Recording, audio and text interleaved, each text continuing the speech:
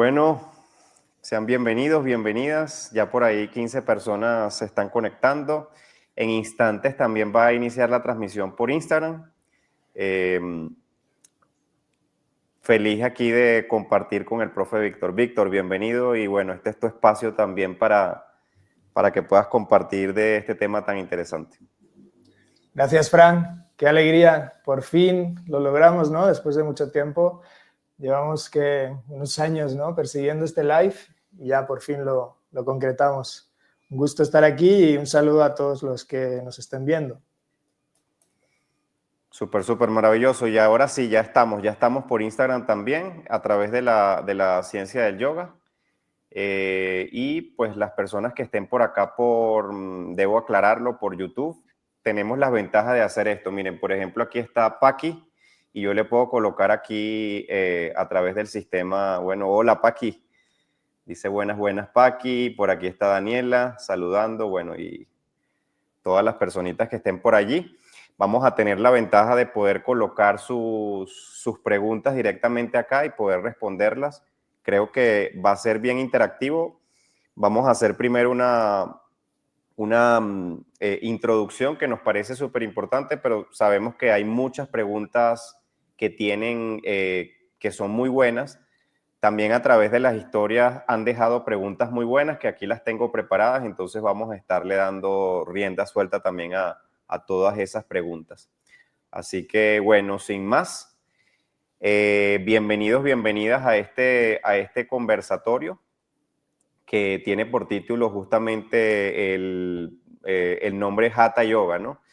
Y la gran pregunta sobre el Hatha Yoga entonces sería justamente estilo o tradición. Cuando vamos a nuestro estudio de yoga favorito y vemos ahí en la cartelera que dice a las 9 a.m. Vinyasa Yoga, a las 10 restaurativo, a las 11 Hatha.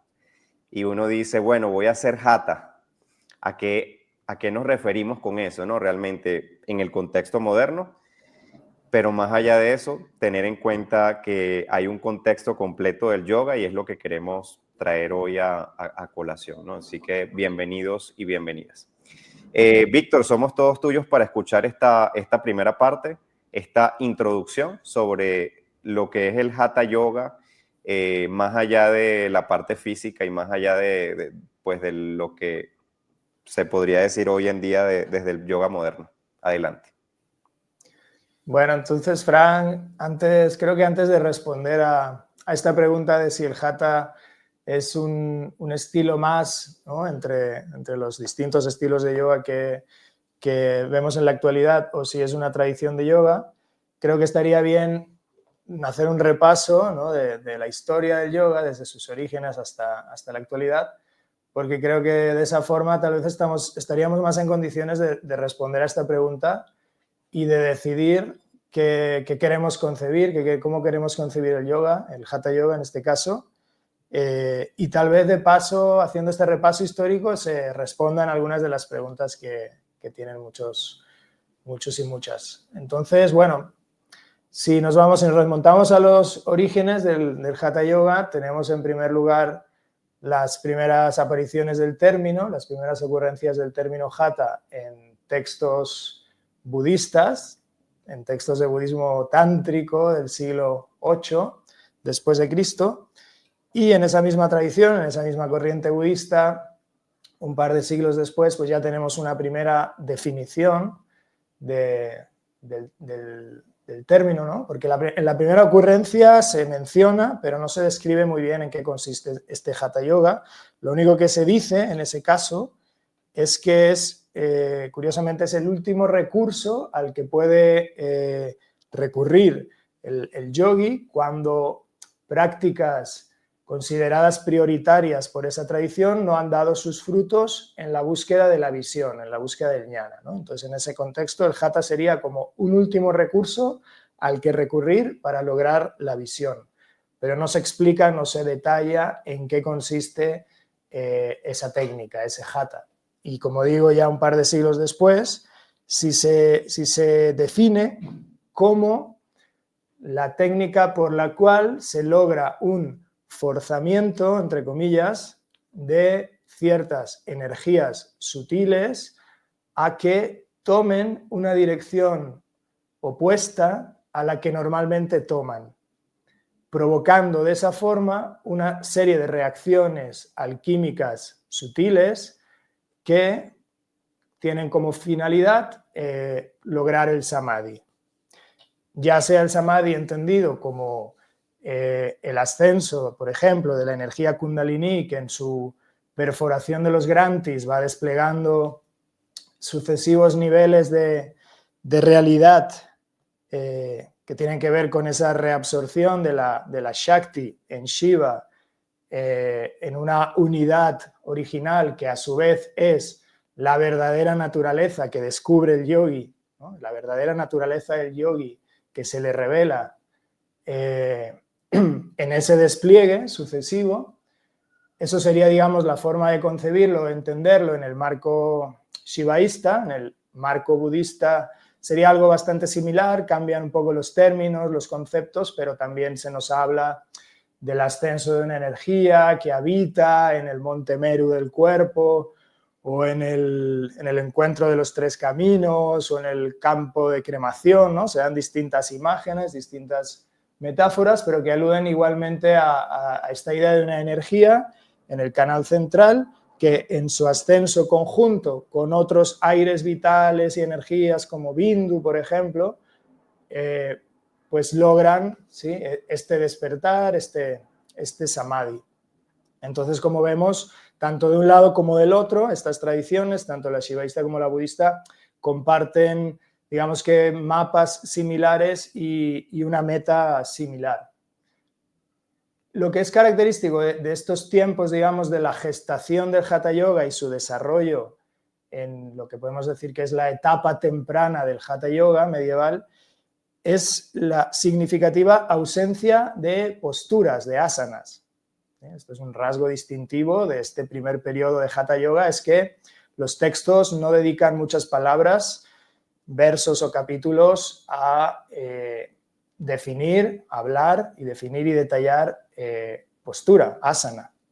De hecho, en muchos textos no hay ni un solo verso sobre asana, lo cual nos lleva a pensar que pareciera que en ese periodo la importancia de asana como técnica pues es poca o nula, ¿no? En contraste, por ejemplo, con el uso de pranayama, el uso de mudra, el uso de bandha, el uso de kumbhaka, que sí, a los cuales sí se les dedica a veces hasta un capítulo, ¿no?, entero. Y bueno, será más bien en el desarrollo posterior, ¿no?, del Hatha Yoga, ya digamos que en el encuentro, en el cruce, en el diálogo, en la comunicación de estas primeras tradiciones de Hatha Yoga inmediatamente herederas de ese fondo tántrico con tradiciones ascéticas ajenas, ¿no?, que poco tienen que ver con eso que llamamos tantra, que en realidad sabemos que es un conjunto muy amplio y muy heterogéneo de tradiciones. En esa comunicación es que el Hatha Yoga va a empezar a incorporar, va a empezar a enriquecerse con un mayor número de asanas, ¿no?, que muchas de ellas provienen, como digo, de estas tradiciones no budistas tántricas o no shivaístas tántricas, ¿no? Y así es como llegamos al siglo XV con la composición del Hatha Pradipika de Swadharma, donde ya, por ejemplo, encontramos la mención y descripción de 15 asanas, ¿sí? Este texto es muy importante, ¿no? Es un punto de inflexión porque también implica que el Hatha Yoga pase de ser una práctica marginal, minoritaria, ¿no?, reservada a unos pocos grupos ascéticos, a universalizarse, a ser aceptada e incorporada por el mainstream brahmánico, por la ortodoxia brahmánica, y esto abre la puerta a que, por un lado, pues como digo, se universalice el Hatha Yoga y sea adoptado por una amplitud de grupos religiosos y de personas, ¿no? Ya no únicamente a lo mejor ascetas marginales, sino personas en la sociedad, cabezas de familia, etc. Y por el otro lado también abre la puerta a que el Hatha Yoga se integre con sistemas filosóficos y metodologías yógicas distintas, ¿no? Que originalmente eran ajenas al Hatha Yoga, como por ejemplo el yoga de Patanjali o el Vedanta, ¿no? Y es en ese periodo ya del posterior al Hatha Pradipika de la Edad Media tardía, donde encontramos este corpus literario de los Yoga Upanishads que integran Hatha Yoga con yoga de Patanjali y con Vedanta, sobre todo con Advaita Vedanta. Y claro, esto lleva al Hatha Yoga así ya a empezar a sufrir unas ciertas transformaciones, ¿no? Aquí ya hemos visto una serie de transformaciones en lo que se entiende por Hatha Yoga, pero hay que decir que digamos que todavía en todo este periodo que ya hemos recorrido, hasta justo antes de la llegada de los primeros europeos, ¿no? de los inicios de la colonización, todas las tradiciones de Hatha Yoga, y no solo las de Hatha Yoga, sino vamos a decir que todas las tradiciones de yoga de la India comparten la claridad y la convicción de que el yoga es un método al servicio de moksha y de siddhi, ¿sí? Ya sea que se ponga más el énfasis en la liberación o que se ponga más el énfasis en la obtención de poderes mundanos. A veces es una combinación de las dos, pero digamos que esos son los dos objetivos principales a los que sirve la metodología del yoga. Esto lo tienen claro todos los practicantes de yoga en todo este periodo histórico. Con la llegada de la colonización, ¿no? van a suceder una serie de... el Hatha Yoga va a empezar a recibir el impacto de una presión, de unas influencias occidentales que lo van a llevar a una situación distinta, ¿no? Y esto tiene que ver con que pues, todos estos ideales, ¿no? que llegan de Occidente, de la modernidad, de la ilustración, de la ciencia, del racionalismo, pues sí, van a someter al Hatha Yoga a una serie de transformaciones donde el Hatha Yoga, pues en una primera etapa, va a ser relegado a una situación de marginalidad, donde muchos Hatha Yogis van a tener que convertirse en bufones callejeros, en magos charlatanes, en faquires para sobrevivir, ¿no? En las calles de las ciudades, porque el Hatha Yoga sufre una persecución por parte de los poderes coloniales. Digamos que el Hatha Yoga sufre un embate desde distintos frentes, ¿no? El político, el económico, el religioso, el cultural y el filosófico también, ¿no? Porque sabemos que también ese primer grupo de orientalistas y académicos que se dedican a estudiar el yoga, pues a través de una serie de sesgos interpretativos, ¿no? A través de su bagaje cristiano y sus ideas civilizatorias y paternalistas, pues van a considerar que la religión, que la espiritualidad india es un tanto inferior a la europea, ¿no? A la que proviene, ¿no? de la cultura griega y desemboca en lo que ellos creen que es la cúspide del pensamiento mundial, ¿no? Como colonizadores que son, incluso, ¿no? en lo filosófico y en lo epistemológico, y que incluso cuando algunos de ellos consideran que la filosofía india tiene algo que aportar, algo que ofrecer, establecen a su vez una serie de ordenamientos internos y de jerarquías donde sitúan en la cúspide del pensamiento indio a ciertos sistemas filosóficos como el Samkhya y el Vedanta, y donde el Hatha Yoga sale mal parado justamente por su nexo, por su cercanía con el Tantra, y en muchos casos se considera que el Hatha Yoga es una práctica inferior o incluso corrompida, decadente o hasta diabólica, ¿no? Si tiene muchos de estos elementos tántricos. Entonces, como vemos, por distintos frentes, el Hatha Yoga sufre este embate. En una primera etapa es relegado a una situación de marginalidad y de persecución, y en una segunda etapa de todo este periodo colonial lo que vemos es una reconstrucción del Hatha Yoga, que bueno, todo esto lo que estoy mencionando ahora de toda esta etapa colonial está muy bien explicado, ¿no? Lo ha investigado muy bien Mark Singleton en su célebre Cuerpo del Yoga, ¿no? Pueden recurrir a él, ahí lo van a entender muy bien. En esta segunda etapa, que tiene que ver con el independentismo, con el auge del nacionalismo indio, el Hatha Yoga es rescatado y es reconstruido, si no desde cero, vamos a decir que desde una situación bastante precaria, Es decir, toda esta persecución y marginalidad que sufrió el Hatha Yoga en la etapa anterior, lo que hace de alguna forma es romper en gran medida la continuidad de la transmisión de los linajes de Hatha Yoga. ¿Sí? Hay un cierto desmantelamiento del tejido espiritual y religioso en las tradiciones de Hatha Yoga, porque como digo, muchos Hatha Yogis para sobrevivir se tienen que volver, ¿no?, bufones, magos, faquires, ¿no?, ejecutar posturas para que les den monedas en las calles de las ciudades. Esto rompe de alguna forma, ¿sí?, esa continuidad de la transmisión en un entorno, ¿no?, que llevaba siglos gestándose antes de la llegada de los colonizadores. Entonces, en este sentido, si no se reconstruye desde cero, se reconstruye desde una situación deteriorada. Y lo paradójico de todo esto es que la reconstrucción que se hace del Hatha Yoga se hace con muchos elementos tomados de los propios colonizadores. Como sabemos, esto también lo ha ejemplificado y lo ha explicado muy bien Mark Singleton, de cómo muchos de los elementos que se toman para reconstruir el Hatha Yoga pues provienen de las gimnasias occidentales, digamos, en la dimensión física, y también incluso en la dimensión psicológica o espiritual de ciertos ideales patrióticos y religiosos, ¿no?, de cómo construir un cuerpo puro y fuerte al servicio de la patria y de la religión.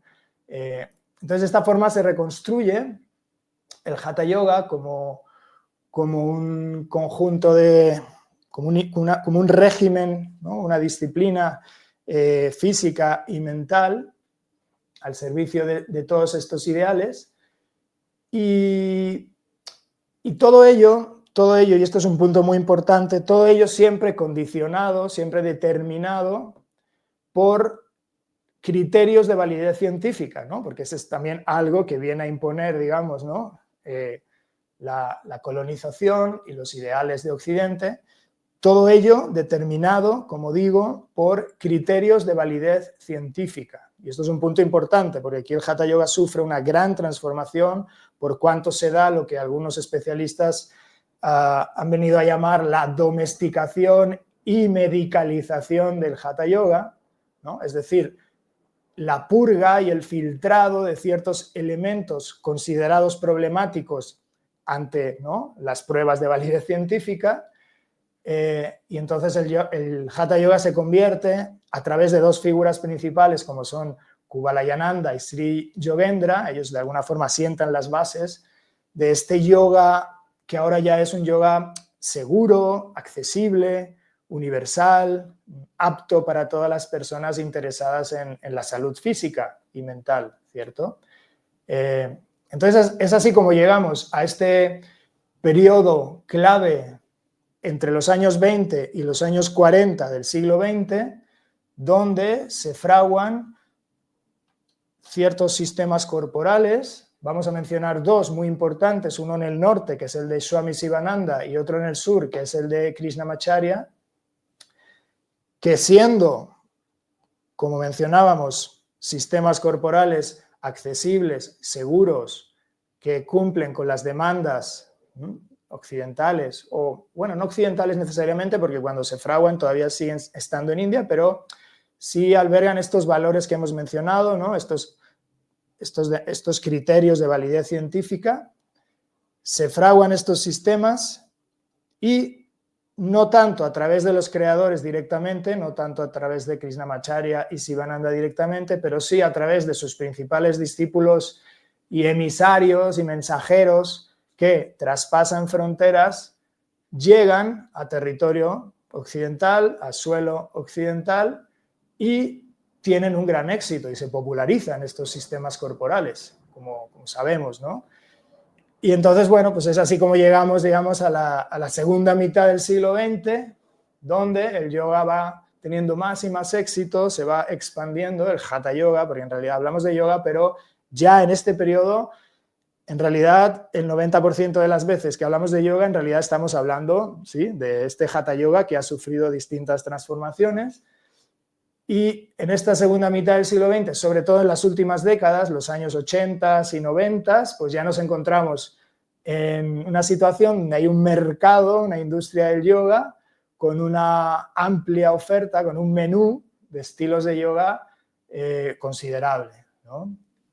Muchos de estos estilos de yoga son ramificaciones, derivaciones de estas, digamos, primeras matrices, ¿no? Estos primeros sistemas corporales como el de Sivananda o el de Krishnamacharya, ¿no? Entonces, bueno, sabemos, por ejemplo, ¿no? Si tomamos del lado de Krishnamacharya, pues de ahí ya de entrada se ramifica el Ashtanga Vinyasa Yoga de Patabi Jois, el BKS Iyengar, ¿no? Con su estilo basado en la alineación postural.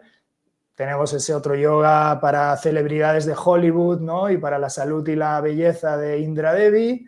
Tenemos el Vini Yoga del hijo de Krishnamacharya. Y a su vez, especialmente de la Ashtanga Vinyasa de Patabi en Estados Unidos, se ramifican un montón de otros estilos, ¿no? Aparecen pues el Vinyasa Flow, el Power Yoga, el Jivan Mukti, el Rocket, Baptist Yoga, no sé, toda una plétora de estilos con nombre, con marca registrada, que en realidad son ramificaciones de esta primera ramificación de la enseñanza de Krishnamacharya.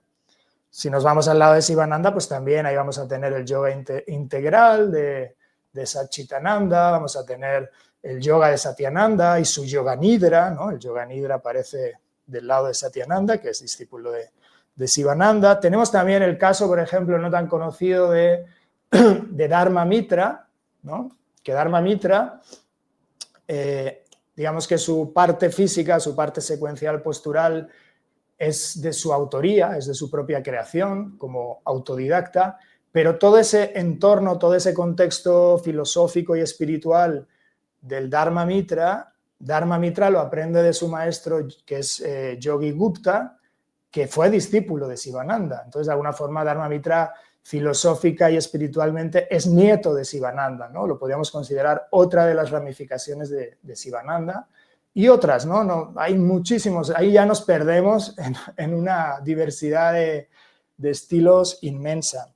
Entonces, decir todo esto para entender que es en este contexto del mercado del yoga, saturado de estilos, de nombres, que cuando aparecen, digamos, estilos o formas de proceder, vamos a decir así, que huérfanas o que son fruto a lo mejor de personas que han tomado un poco de aquí, un poco de allá y hacen su propio estilo, su propia clase, ante la demanda, ¿no?, de los alumnos por conocer o por saber cómo se llama ese estilo que están practicando, cuando ese estilo no viene presentado, ¿no?, envuelto con su título, con su marca registrada, pues se hace una especie de ordenamiento que tiene que ver más o menos con que si ese estilo es más dinámico, pues se le llama Vinyasa, tal vez, y si ese estilo es menos dinámico y más suave, en principio, porque no necesariamente el Hatha es suave, pues se le llama Hatha, ¿no? Eso por un lado. A veces también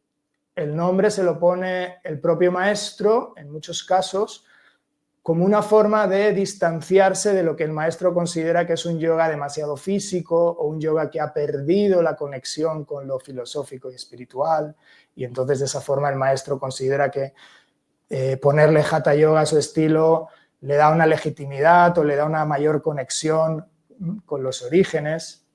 Entonces se puede entender de distintos ángulos. Y bueno, pues llegados aquí nos encontramos con este dilema, ¿no?, con esta tensión que aparece por el tener que tomar la decisión de si el uso del término Hatha se lo da, o sea, el significado de la palabra Hatha se lo da su uso, ¿no?, digamos, su uso repetido en el tiempo y consolidado por la comunidad de practicantes, o si su uso se lo da su origen etimológico o su origen histórico. Es un dilema, ¿no? O también la posibilidad, digamos, la alternativa, ¿no?, una tercera alternativa, que sería la de integrar los dos significados dependiendo del contexto, ¿no? Contextualizar, ampliar la mirada y entender que Hatha Yoga puede significar tanto un estilo de yoga más en el mercado como la tradición o el origen histórico del cual se han venido ramificando todos estos estilos.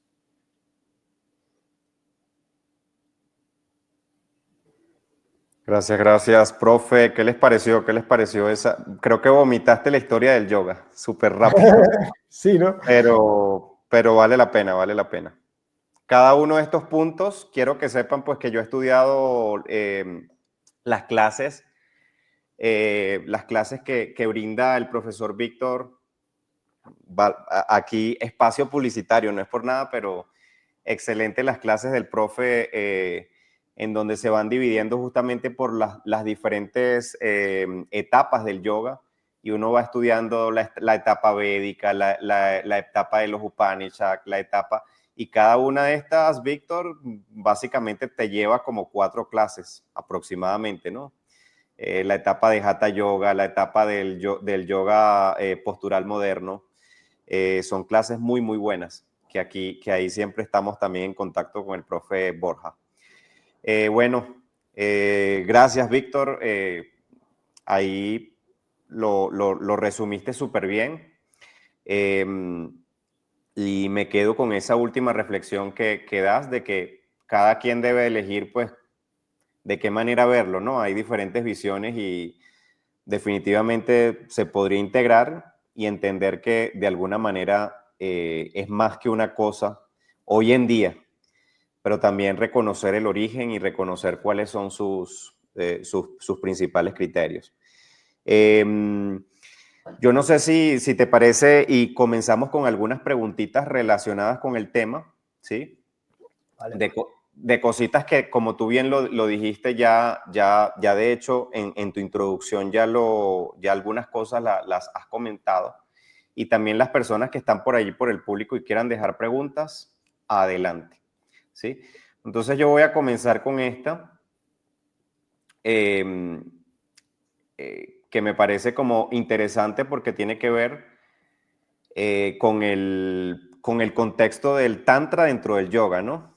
Y mira, yo la coloco tal cual como le hicieron en Instagram. Y dice lo siguiente: ¿cómo se fusiona el tantra con el yoga y cómo se relaciona esto con el hatha?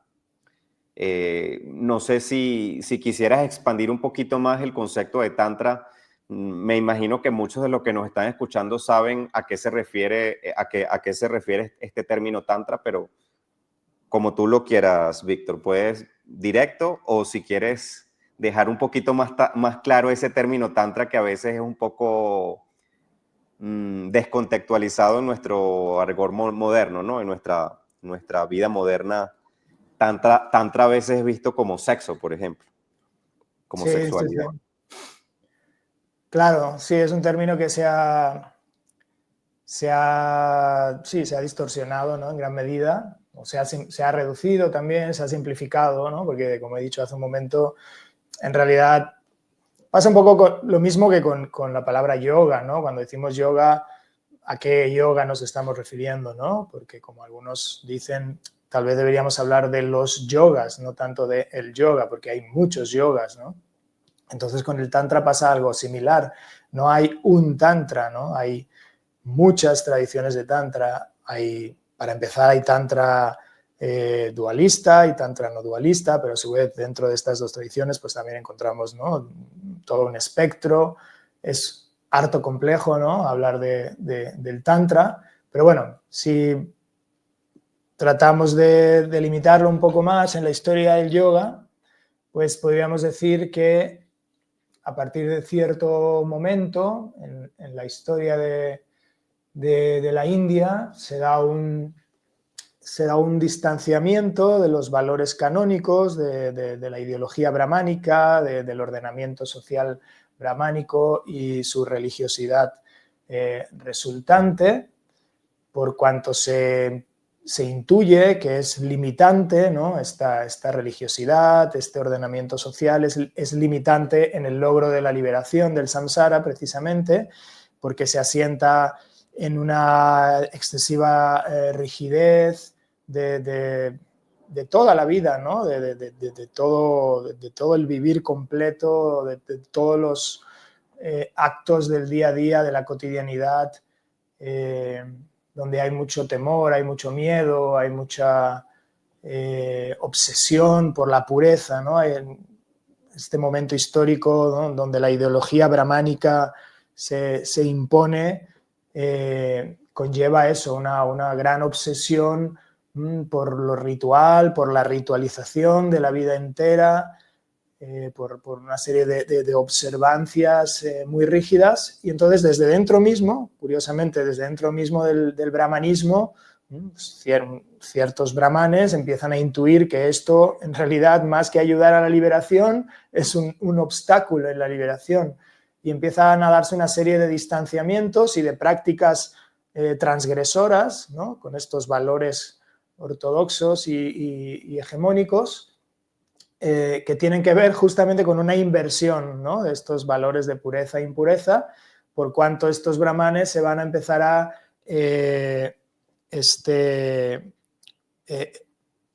¿cómo decirlo? Van a empezar a atravesar justamente aquello que es considerado más impuro, ¿no?, como son todos los elementos mortuorios, ¿no?, las cenizas, los crematorios, y hacer toda una serie de prácticas en torno, ¿no?, a estos lugares considerados decadentes, depravados en la sociedad, contaminantes, impuros.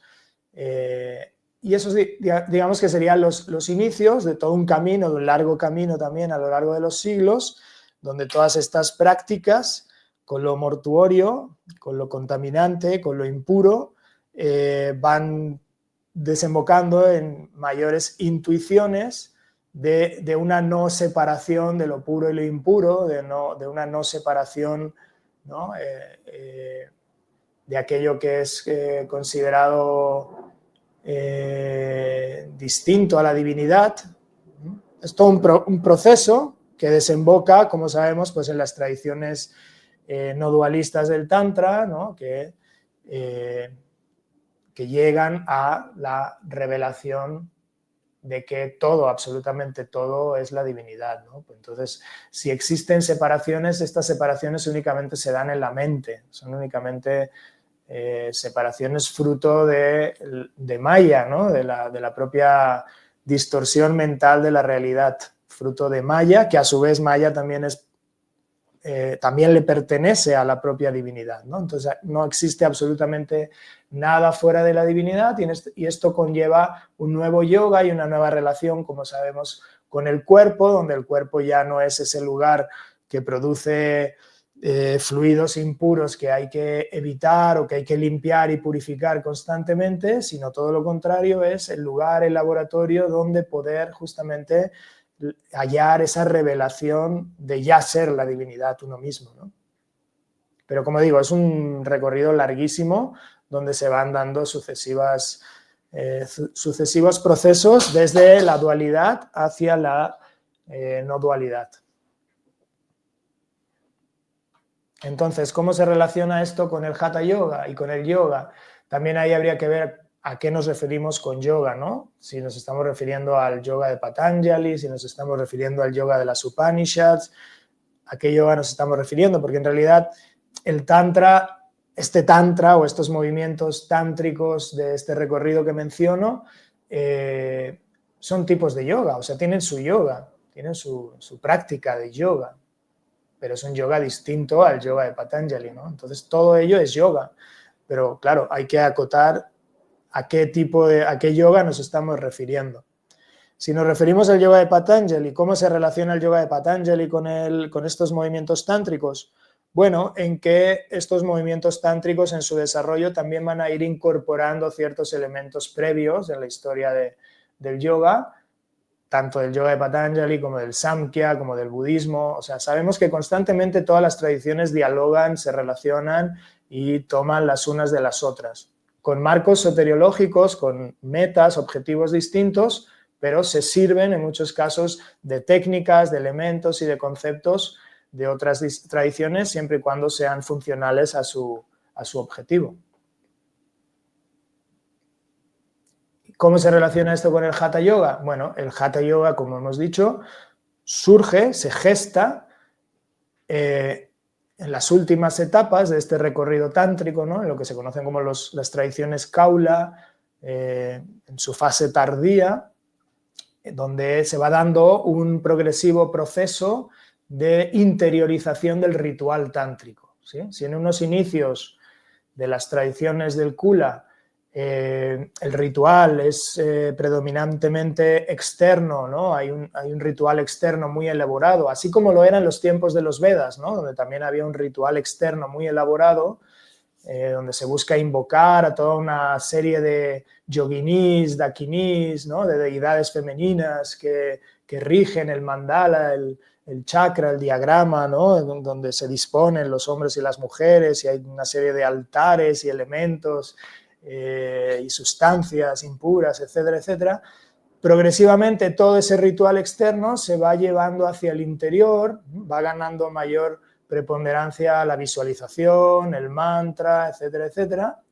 Y entonces, desde ahí, desde esa ya gran interiorización que se ha dado en las tradiciones del Kaula, es que surge el Hatha Yoga posteriormente, pero sí hay que decir que esa transición realmente es una transición un tanto enigmática, oscura, ¿no? Hay muchas preguntas, más preguntas que respuestas, ¿no? Pero bueno, sabemos que por ahí está la figura legendaria de Matsyendranath, ¿no? Como una especie de eslabón, porque los textos del Kaula mencionan a Matsyendranath como uno de sus fundadores o de sus figuras importantes o representantes, y también tradiciones, ¿no? Como la del Nat, ¿no? El Nat Sampradaya, los Nat Yogis, consideran a su vez a Matsyendranath el fundador o el maestro, si no histórico, simbólico de Gorakshanath, ¿no? Que es otro de los grandes maestros fundadores de esa tradición de Hatha Yoga. Entonces, bueno, pues digamos que la conexión del Tantra con el Hatha, ¿no? El nexo y cómo surge el Hatha, pues tiene que ver eso, con ese entorno de los Mahasiddhas, de los Siddhas, de los Mahasiddhas, de todo un conjunto muy amplio y heterogéneo de yogis que están empezando a practicar justamente un nuevo tipo de yoga que tiene que ver con ciertas manipulaciones corporales, pero sobre todo internamente corporales, es decir, un trabajo con el pranamaya kosha, ¿no? Con eso que a veces llamamos la anatomía sutil o la fisiología sutil o el cuerpo imaginal, porque el elemento ahí muy importante es la visualización, no es un cuerpo que esté ahí ya dado de por sí, se hace necesario que el yogui lo imagine para que lo construya. Y esa imaginación y esa construcción es muy variable y depende también de cada linaje y de cada tradición. Por eso encontramos sistemas de 3 chakras, de 5 chakras, de 9, de 11, de 21, aunque uno de esos sistemas será el que con el tiempo se consolide y tenga más éxito y llegue hasta nuestros días, que es el que sabemos, ¿no? De 6 chakras más 1, pero es uno más entre tantos. Entonces sí, es un trabajo que tiene que ver con eso, con una interiorización del ritual tántrico, una búsqueda de alquimia, de reacciones alquímicas internas para despertar, activar ciertas energías ascendentes que producen el despertar y el samadhi, el cual pues se entiende también de distintas formas, ¿no? Dependiendo del marco soteriológico. Por acá, déjame, voy a leer un comentario también de los de Instagram. Aquí había visto uno que es interesante. A ver. Yo soy Kaurno, nos dice justamente, lo peor es que hay muchos profesores que desprecian el Hatha Yoga porque su estilo es más rimbombante. Sí, en parte. Por acá, yo creo que también parte de todo esto, Víctor, pues es que evidentemente estamos tú lo has dicho, estamos en un mundo en el mundo moderno, el mundo del marketing del yoga, en donde se supone que te quieres destacar, ¿no? Entonces, muchos profesores de yoga en la historia del yoga moderno de alguna manera querían como dar esa marca, porque yo siempre lo digo, más que estilos son marcas de yoga, incluso literalmente marcas registradas, protegidas y todo tal cual legalmente. Y entonces para proteger esa forma de moverse o esa forma de hacer asanas, porque básicamente es eso, se le fueron dando entonces diferentes nombres, ¿no? Entonces quedó el Hatha como un sinónimo, por así decirlo, de un yoga genérico, si se podría decir. Y claro, está el que hace hatha y está el que hace tal o cual estilo de yoga. Justamente con respecto a esto, yo no sé si tú tendrás alguna, te lo comentaba antes de entrar, no sé si tendrás alguna respuesta para esto, pero pues algo que nos preguntaron por ahí, ¿no? ¿En qué momento y por qué se empezó a llamar hatha a un estilo de yoga que tiene que ver con esto justamente? Sí, bueno, perdón. Yo no sabría decir en qué año exacto se empezó a nombrar a Hatha como un estilo de yoga, pero bueno, yo intuyo, yo deduzco que sí fue en ese periodo que hemos mencionado, ¿no? De los años 80, 90, no sé si tal vez antes, en los 70, no lo sé, pero bueno, sí en esta situación de un yoga exportado de la India a Occidente, que tiene éxito, se populariza, se gesta una industria incipiente del yoga o un mercado del yoga donde aparecen más y más estilos distintos de yoga y donde ante la demanda de los alumnos de identificar, de ordenar, de entender, de clasificar o también ante la necesidad de los estudios, ¿no? De explicar en qué consiste cada uno de esos estilos, cuando alguno de esos estilos no tiene ya, como dices, un nombre, una marca registrada, pues se lo llama como Hatha Yoga, ¿no? Esa es una posible explicación. Siempre y Sí, cuando ese estilo de yoga pues sea, como decimos, considerado no muy dinámico, ¿no? Donde a lo mejor las posturas no se mantienen durante 5 respiraciones, sino más de 5. Pero claro, es una clasificación un tanto, puede ser problemática, ¿no? Donde trazamos la línea, no está del todo claro, arbitraria ¿no? también.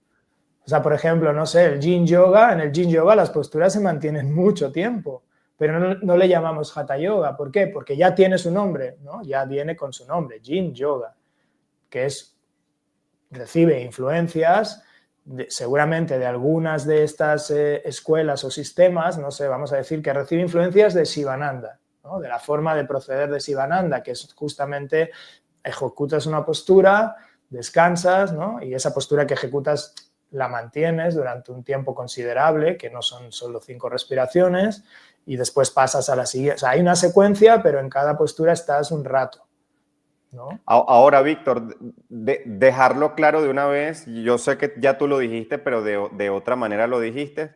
Tú hablaste de que el 95% de lo que hacemos hoy en día de yoga viene del Hatha Yoga realmente, o sea, es que hay que dejarlo claro, el Hatha Yoga es el yoga práctico, ¿sí?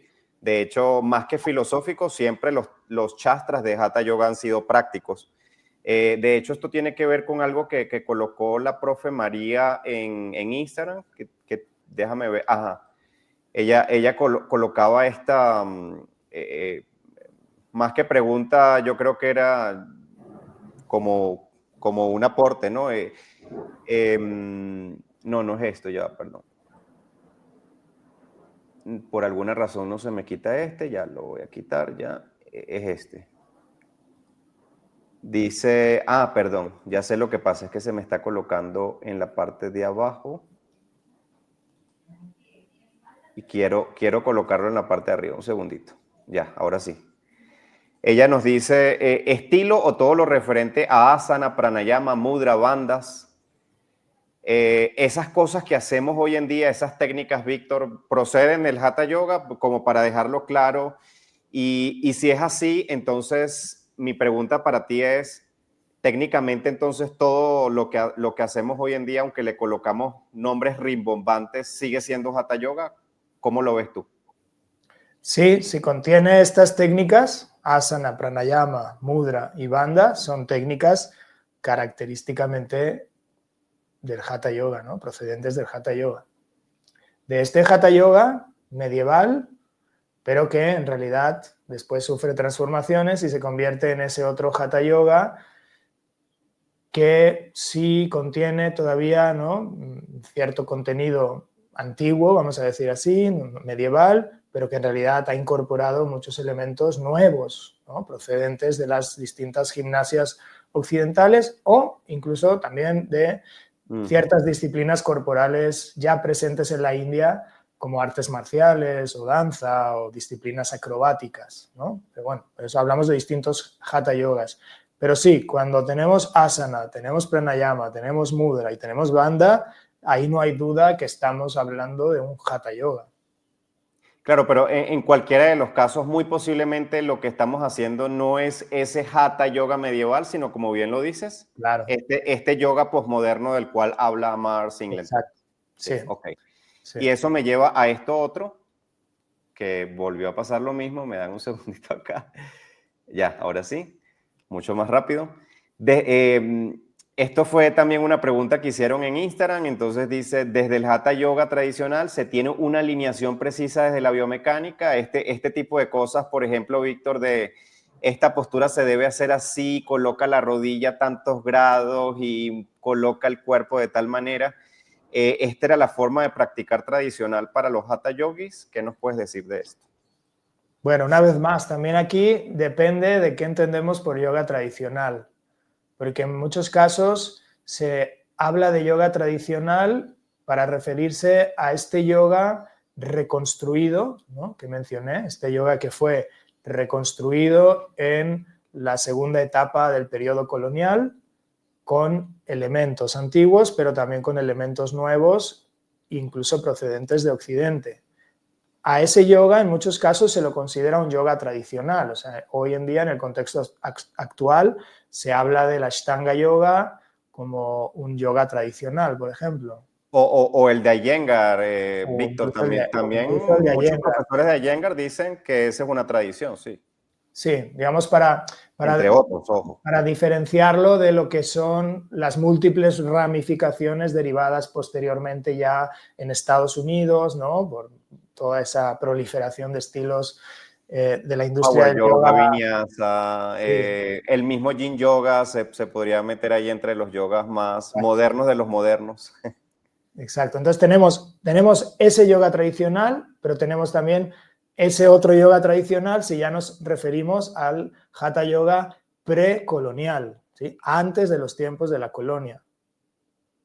Son dos yogas tradicionales muy distintos. Si hablamos del primero, es decir, del más antiguo, los textos nunca nos van a hablar de alineaciones de posturas, ¿sí? No hay especificaciones de dónde tienes que poner la rodilla, dónde tienes que poner el pie, porque de hecho muchas de las posturas ni siquiera existían. Es decir, esto sorprende a veces, ¿no? Cuando doy cursos, la gran mayoría de posturas en pie, Trikonasana, Parsvakonasana,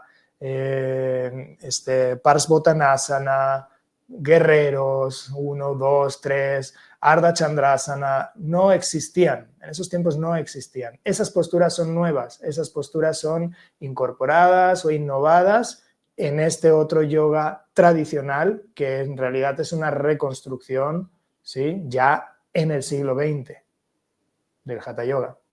Si nos vamos a ese yoga tradicional, tal vez sí hay ciertas alineaciones, pero no muy obsesivas, ¿no? Y sobre todo si nos vamos a la figura de Krishnamacharya, como bien pusiste esa foto que donde está ejecutando Parsvakonasana, no, los practicantes, ¿no? En ese entorno, en ese contexto, no se obsesionaban demasiado con la alineación física y geométrica y perfecta de las posturas, ¿no? Si había una idea, sí, no es que uno pudiera hacerla, pero es que un poco ya te llevaba a la postura, digamos, un entendimiento interno, energético, sí, una cierta representación interna, ya te llevaba un poco a la postura, o un poco imitando casi, ¿no? Mimetizándote con los otros practicantes, copiando, ya ejecutabas la postura, pero no importaba tanto si el pie estaba así o estaba así, ¿no?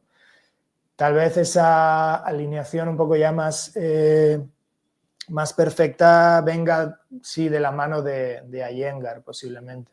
O sea, como el pionero, ¿no? En ser un poco más estricto con las alineaciones, respondiendo a su forma de entender las enseñanzas de Krishnamacharya.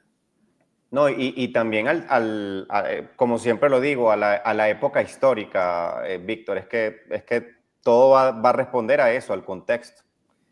Claro, Estamos hablando de la época, en la época de los hatha yogis la biomecánica no existía, en la época de Iyengar sí. exacto. Y, por ejemplo, yo a veces en las clases que hablo de la fascia, todo esto que hoy en día se conoce y que tenemos apenas 20 años conociendo la fascia, yo digo que quizás Iyengar, si hubiese vivido en esta época, también hubiese hablado de la fascia y lo hubiésemos visto haciendo movimientos miofaciales, no lo sé. Va a depender, pero muy probablemente cada maestro de yoga responde también al contexto histórico, ¿no? Hoy en día muchos maestros de yoga se remiten, por ejemplo, a la parte de la neurociencia, por poner un ejemplo que está tan de moda hoy en día. Entonces ahora los maestros de yoga moderno hablan de de yoga sensible al trauma, del sistema nervioso, porque es la época que estamos viviendo. Es tan sencillo también así. Entonces, sí, yo estoy de acuerdo contigo. No, la biomecánica, digamos que en la época del Hatha Yoga medieval no era una ciencia como tal, todavía está estructurada. Claro. Eso, sí, eso nos lleva también aquí. Vamos a colocar acá un momentito esta, se me fue. Esta sí es un poco más, me volvió a pasar lo mismo, ya lo arreglo. Esta sí es un poquito más complejita, me parece, Víctor, y tiene que ver con el samadhi dentro de la tradición del yoga, ¿no? Y sí, esto es la única meta para el yogi, el samadhi como la meta final del yoga. ¿Qué nos podrías decir tú de esto? Bueno, depende una vez más del contexto histórico. Antes de la colonia, antes de la llegada de los colonizadores, como hemos dicho, sí, todas las tradiciones de yoga compartían que el objetivo del yoga era la liberación, era el samadhi. Se entendiera como se entendiera, ¿no? Porque eso ya luego se entendía de distintas formas, o sea, habían distintas cosmologías, cosmovisiones, objetivos, metas, pero sí era claro que el método del yoga, la práctica del yoga, la praxis, estaba subordinada a ese objetivo, ¿no? de la liberación. Después eso cambia, como hemos visto, ¿no? Surgen nuevos objetivos. La práctica de yoga puede ser ahora, en cambio, el vehículo para la salud física, para el perfeccionamiento del cuerpo, de la mente también. Entonces, bueno, pues depende del momento histórico, se practica el yoga para distintos fines.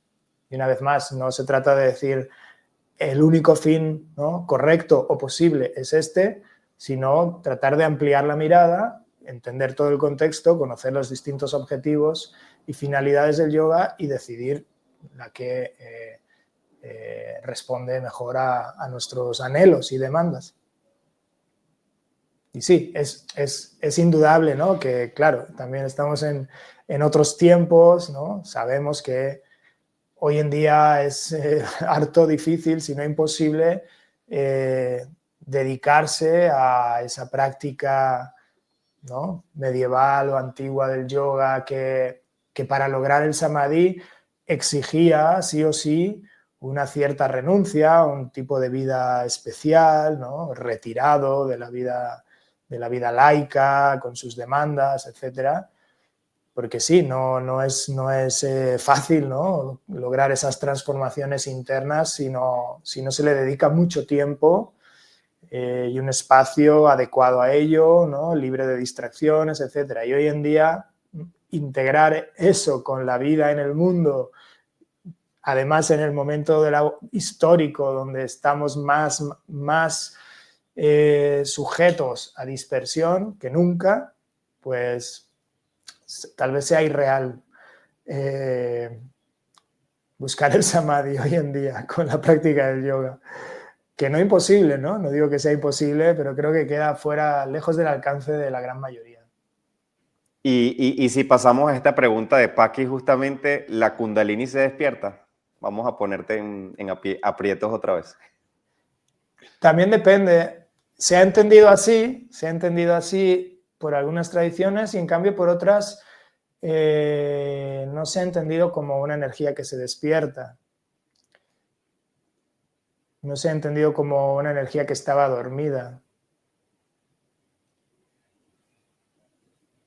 sino una energía que en realidad incluso desciende, ¿no? A veces se ha concebido en ciertas tradiciones que en realidad es la Shakti que desciende y a su vez luego sube, ¿no? Hay diferentes formas de entender ese proceso que comúnmente se entiende como el ascenso de la Kundalini, pero no necesariamente. Hay tradiciones que lo han entendido de distintas formas, como los rayos, ¿no? Si se fijan, cuando cae un rayo, muchas veces lo que ocurre es que de la Tierra sube otro rayo y se encuentran.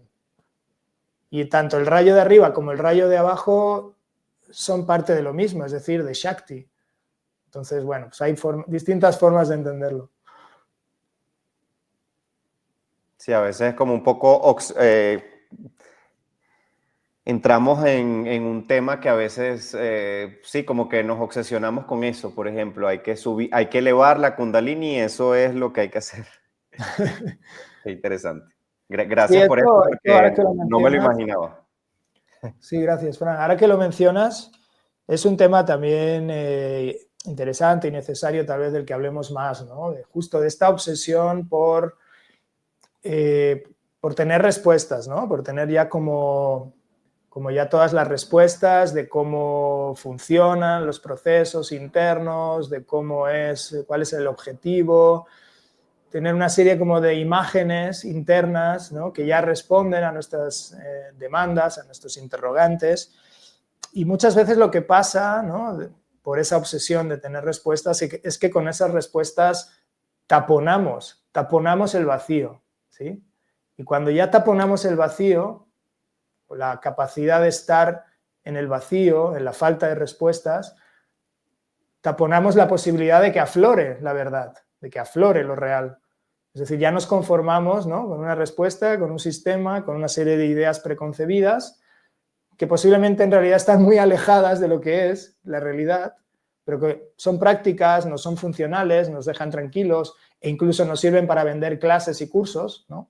Esto es así, ahora yo lo tomé, lo incorporé y ahora yo lo reproduzco y lo repito hasta el hartazgo y hasta la infinitud para vender también, ¿no? Yo sobre esto. Pero todo eso posiblemente esté taponando, sellando el vacío del no ser, donde puede aflorar tal vez el ser, pero hay una obsesión con el ser.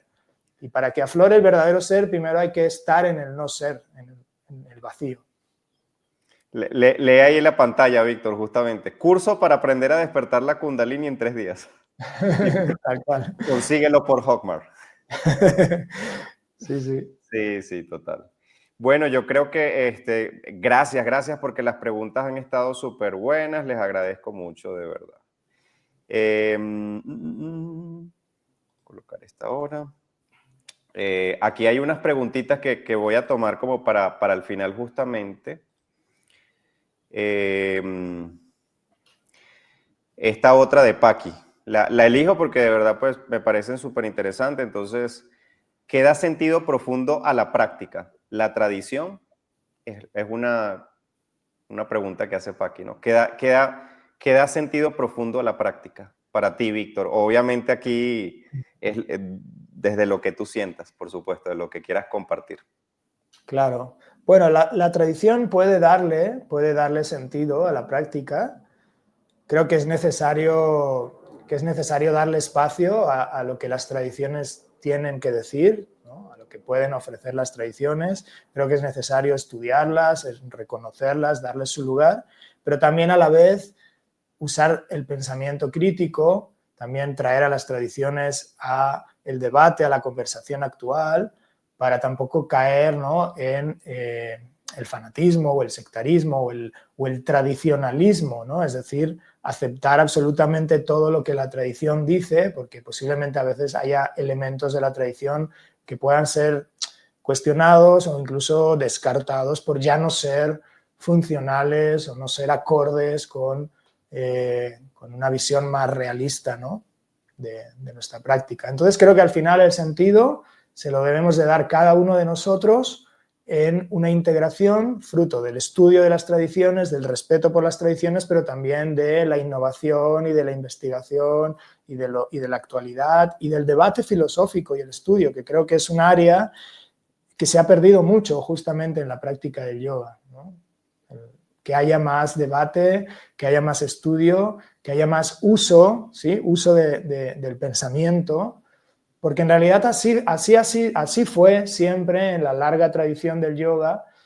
La praxis, la experiencia, lo vivencial, siempre fue de la mano, siempre fue acompañado de la filosofía, del uso, del pensamiento, del pleno uso de las facultades reflexivas, de discernimiento, de discriminación.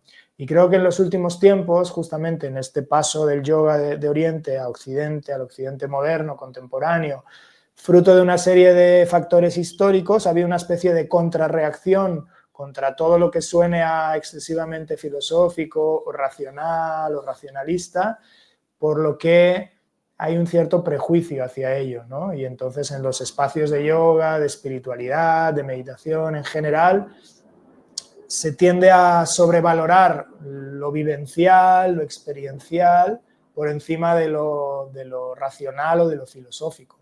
Y creo que cuando se amputa esta dimensión filosófica, estamos todavía más a merced justamente del fanatismo, del sectarismo o de este estancamiento del que hablo, ¿no? De que justo como no pensamos, no reflexionamos, no diseccionamos qué es lo que estamos practicando, nos quedamos conformes y estancados en algo que creemos que es la verdad, que es la realidad, nos funciona, es práctico, pero posiblemente estemos eso, en un callejón sin salida.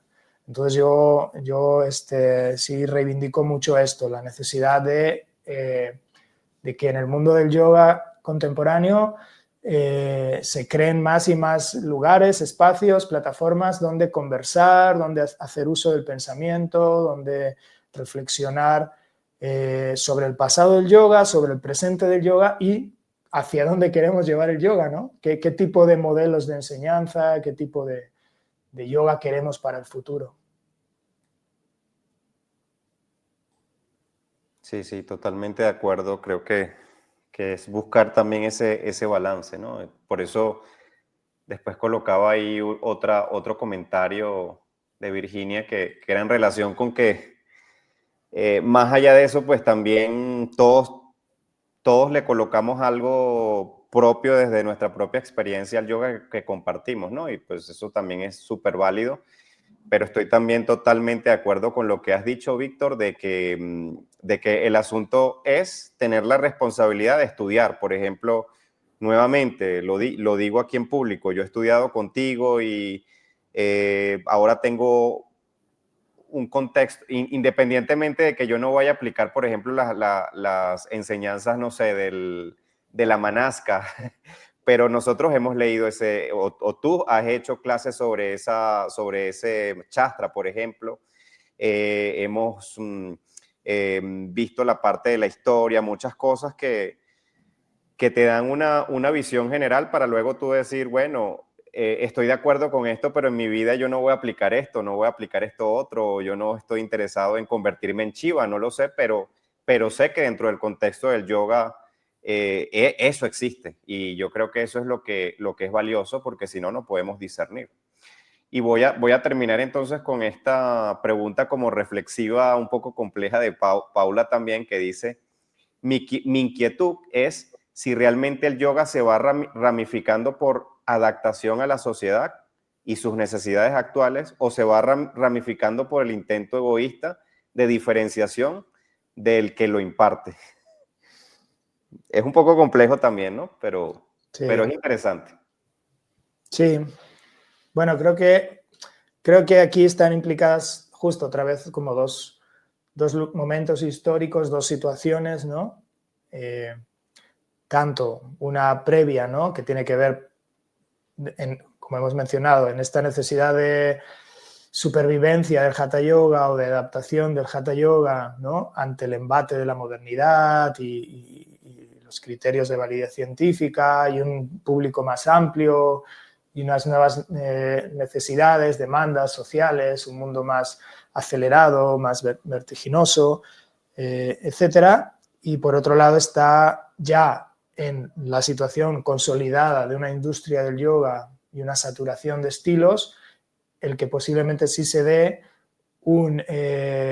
una estrategia comercial de marketing por parte del creador de un nuevo estilo de diferenciarse del resto, ¿no? Y precisamente ponerle otro nombre más a lo que en realidad es una secuenciación más corporal que en realidad parte de lo mismo, no es realmente otro estilo, realmente otro método, sino más de lo mismo, con ciertas diferencias secuenciales y ciertos elementos, pero que eso cumple, ¿no?, la finalidad de ser una buena estrategia comercial. Sí, todo influye allí. De hecho, María por ahí escribía como que, a ver si lo consigo, algo así como, bueno, pagar para que me etiqueten en un estilo de yoga. Sin embargo, hay que decirlo, María, pues es parte también de, no solo pasa en yoga, hay métodos de todo tipo, está el método Pilates, el método Feldenkrais, en fisioterapia, por ejemplo, yo que soy fisioterapeuta, te puedo decir que hay métodos RPG, el otro. Entonces, el fisioterapeuta que se certifica en RPG ahora se puede llamar soy RPGista. Y eso te da un estatus. Y eso es parte también de la dinámica del mundo moderno en el que estamos viviendo, ¿no? Entonces, quizás en búsqueda de ese prestigio, también puede ser válido irse por un camino de esta forma, ¿no? O al menos así lo veo yo. Pues todo puede ser válido realmente. Voy a dejarte con una pregunta más. Esa iba a ser la última, pero esta me encantó de Arimel. A ver qué piensas tú de esto. Y bueno, ¿qué piensas de hacia dónde se dirige el yoga? ¿Cómo lo ves, Víctor? Me parece interesante ver tu opinión respecto a esto. Complejito. Bueno, realmente es muy difícil saber en qué va a desembocar esto, hacia dónde se va a dirigir el yoga. Podríamos tal vez imaginar que este proceso, ¿no?, de una mayor saturación de estilos de yoga, donde ya los límites, ¿no?, de lo que es yoga y lo que no lo es se están diluyendo cada vez más, ¿no? Donde trazamos esa frontera, ¿no? Donde decidimos si el yoga con armas, por ejemplo, o el yoga con pizzas o con cervezas o con vino puede ser considerado yoga o no. Creo que en ese proceso a lo mejor podría darse un tocar fondo, llegar a tocar fondo, resultando en, por un lado, un desencanto del yoga o una reubicación del yoga que en el pasado sí despuntó siempre como una práctica distinta a las demás, ¿no? En el imaginario, ¿no?, colectivo siempre fue considerado de alguna forma el yoga a esa práctica un tanto distinta por ser como más exótica o como albergar un cierto componente enigmático, mágico, ¿no?, espiritual, ¿no?, que lo diferenciaba, no sé, del Pilates o de otras disciplinas corporales, pero que tal vez esta saturación y en este desencanto reubique al yoga en la misma, ¿no?, en la misma horizontalidad que todas las demás prácticas físicas, pero a su vez, por otro lado, pueda desembocar también justo en un mayor interés por conocer las raíces filosóficas, profundas, espirituales del yoga, que produzca, ojalá y así sea, estas conversaciones, estos espacios de reflexión, estos espacios de pensar precisamente el futuro del yoga, el dispositivo del yoga también, ¿no? A lo mejor incluso reconstruir una nueva clase de yoga, ¿no?, de cómo se enseña el yoga, cómo se ordenan los distintos momentos de la clase del yoga, a qué se le da mayor prioridad. La posibilidad incluso también de yendo a este pasado, a estos textos, como mencionabas, de la Manasca u otros, y haciendo un trabajo hermenéutico, rescatar, ¿no?, recoger ciertos potenciales implícitos en estos textos y traducirlos y adaptarlos a un nuevo dispositivo de yoga y en un nuevo modelo de enseñanza, porque eso también nos lleva a esta crisis que ha atravesado el yoga en los últimos tiempos, que tiene que ver con los gurús, ¿no? Con la caída de los gurús, con el haber entrado tal vez en una nueva fase del yoga que podemos llamar el yoga post-linaje, donde hay una crítica fuerte al modelo vertical de enseñanza, pero el modelo horizontal también plantea una cierta problemática, ¿no? Porque si todo es igual y cualquiera puede enseñar, entonces también eso puede diluir, puede vaciar el yoga, ¿no? Entonces tal vez pensando en el futuro deberíamos encontrar una integración posible entre el modelo vertical, el modelo horizontal, espacios donde horizontal y democráticamente experimentar, intercambiar, fruto de este trabajo hermenéutico con lo que la tradición, con lo que los textos antiguos enseñan, ¿sí? Pero llevado a otro contexto como es el actual. Pero creo que al final, hagamos como le hagamos, siempre estamos sujetos, siempre estamos condicionados y limitados por el contexto político, social, económico en el que estamos, que es un momento, pues no cabe duda que crítico, ¿no? Incierto. Entonces yo a veces quiero pensar que el yoga ahora está como en un impasse, ¿no? Estamos practicando tal vez yoga como una forma de mantenernos cuerdos en este mundo, en esta transición difícil, y que tal vez en un futuro, cuando haya unas nuevas condiciones sociales y políticas, podamos entonces, ¿no?, construir este nuevo yoga, este nuevo dispositivo, rescatando lo del pasado, pero a la luz, ¿no?, de los cambios recientes, integrando, ¿no?, y descartando aquello que ya hemos visto que no nos sirve, que es problemático. Ojalá y así sea, pero no lo sé, es muy difícil saber hacia dónde vamos. Amanecerá y verá, y veremos. Sí. Sí, hay que seguir fluyendo, pero yo creo también, Víctor, pues que colocando desde el estudio que todos tenemos, por supuesto, sí, desde lo que consideramos, por supuesto, que es valioso rescatar de ese yoga más tradicional, si se quiere decir. Creo que, por ejemplo, lo que tú estás haciendo con las clases de historia son algo súper importante. Yo sé que sería más fácil que Víctor se quitara la camisa, hiciera una superpostura allí y tener el montón de seguidores, pero bueno, él decide compartir la historia del yoga. Sabemos que no todas las personas están interesadas en estos temas. Sabemos que los que estamos aquí sí estamos interesados en eso. Eso es lo único que sabemos, porque si no, no estaríamos acá. No es un trabajo como de masas, ¿no, Víctor? Que tú estás haciendo, hay que admitirlo, o sea, es como que no todo el mundo se interesa por tener más claridad en la historia del yoga, en qué es lo que está practicando. Las personas simplemente, al menos las grandes masas, lo que están buscando es ese yoga que te va a quitar la ansiedad en 2 clases, y si no, devuélveme el dinero, literal, porque me ha pasado, ¿no? Como que no, esto no me funciona, devuélveme la plata. Entonces, yo creo que es importante que cada uno de nosotros podamos poner el granito de arena a este espacio que estamos abriendo.